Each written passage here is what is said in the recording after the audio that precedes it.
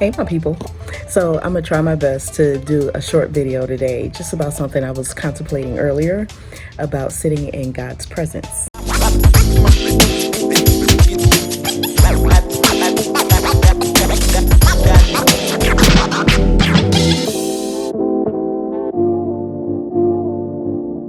So anyway, I wanted to talk a little bit about, and I know I've talked about this before, about the importance of spending time with God and, developing intimacy and things like that.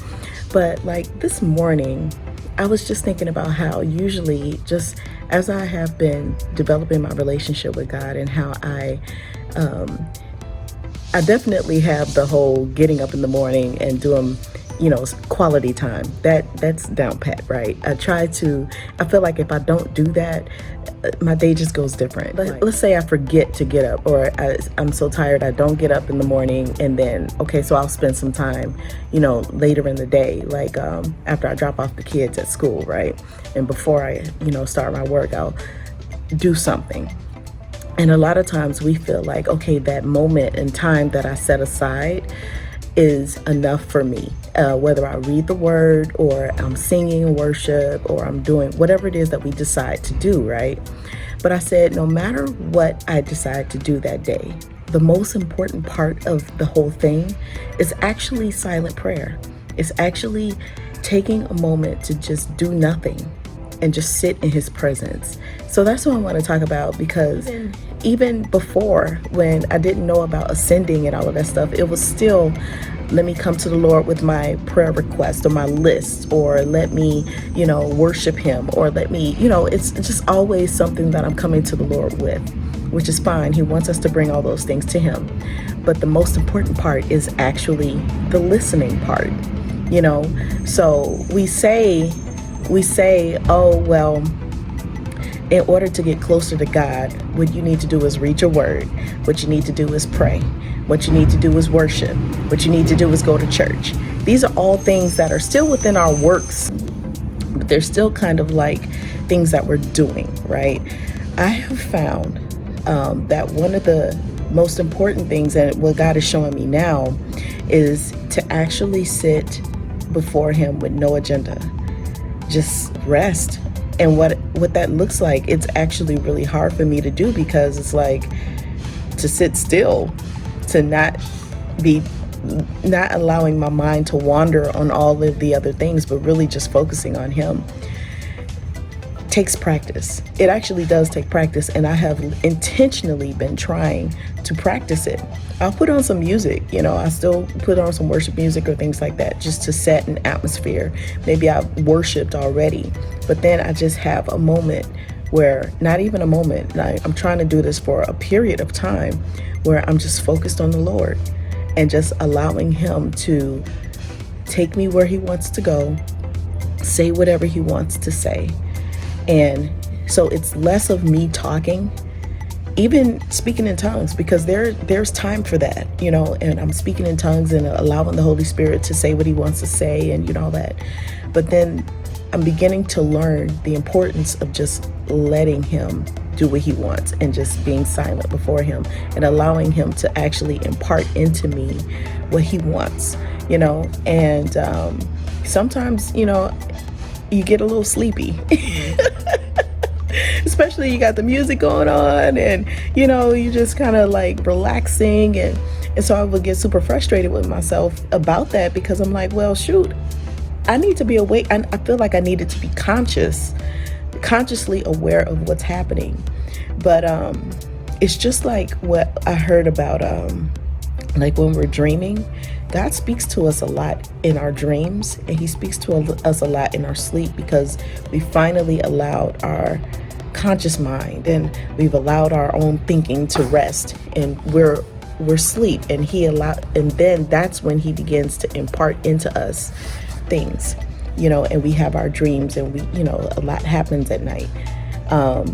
And so we get to a place where we're just kind of not leaning on our own understanding anymore, and allowing him to impart into us his nature, especially if I'm just thinking about him. Then all of a sudden I may go into visions of him, or and experiences with him, maybe just loving me or hugging me, or he's taking me somewhere, or, things like that. So, I know I talk about ascension prayer on this channel, and it may sound like it's just some off the wall thing or whatever, but really what it is doing, it allows you to focus on the Father.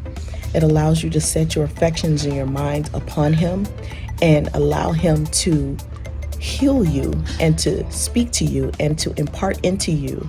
And it's what intimacy is all about. It's about spending that time with him, getting to know him, getting to know who you are, letting him reveal who you are, who you were created to be, what you were sent here for. So all of the other stuff is good. All of the, like, I'm doing a course right now with Mike Parsons. I've been doing for a few months, and I try to do a session a day. All that stuff is good for understanding and learning and wisdom.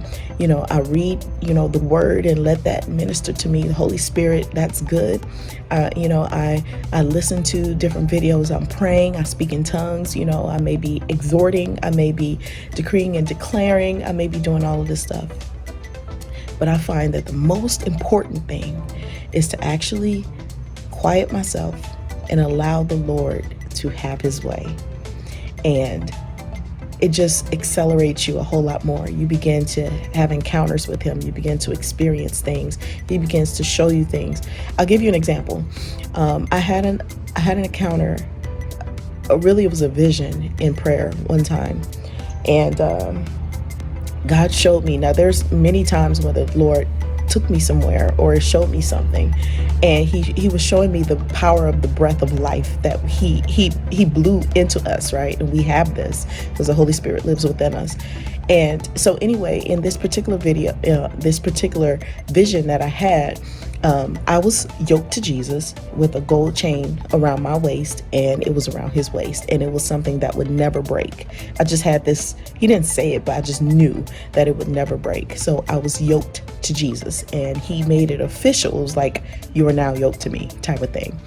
Then immediately after that, there were these 3 large, and now I say 3, it's probably more like 5 or 6 of them, but they were huge, demon looking. The only way I can describe it is kind of like if you've seen the Lord of the Rings and the ring wraiths that came after the Hobbit, and they were like the dead kings or whatever, and they were robed, but they were dark. They were all black, and they had these black hooded robes on, and they were each carrying like a yoke, and they were large. They were trying to project themselves as much larger than Jesus and I. And they came on the scene, and they were like in a triangle, and like 5 or 6 of them, right? And they were coming towards me. And then from a distance, they threw a yoke at me, and it was trying to entangle me in my flesh, whether it was fear.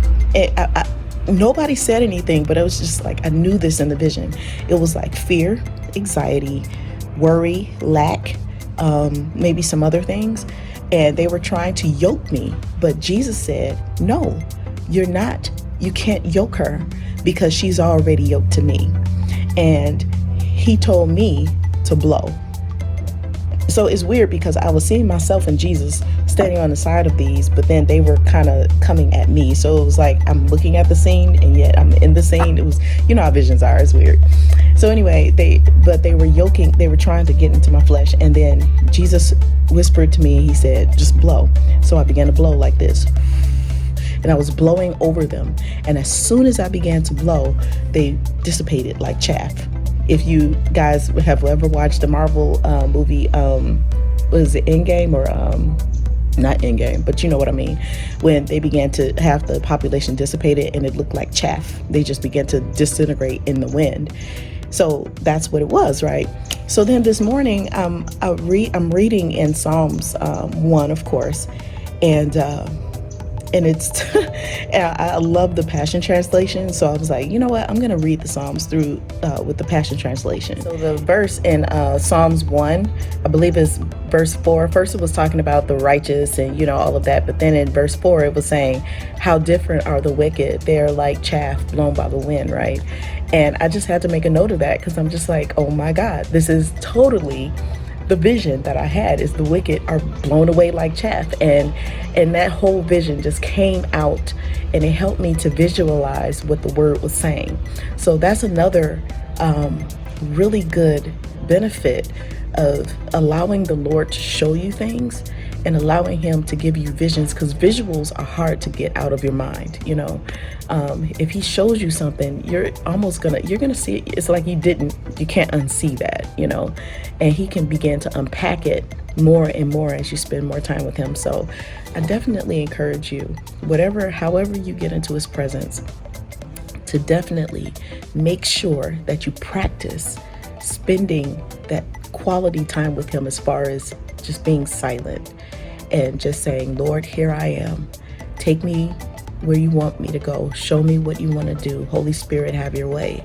And just as much as you can, just focus upon him and allow him to lead and guide you and teach you the way he wants to. And I guarantee you that'll accelerate you more. That'll give you more insight. It'll give you encounters with him.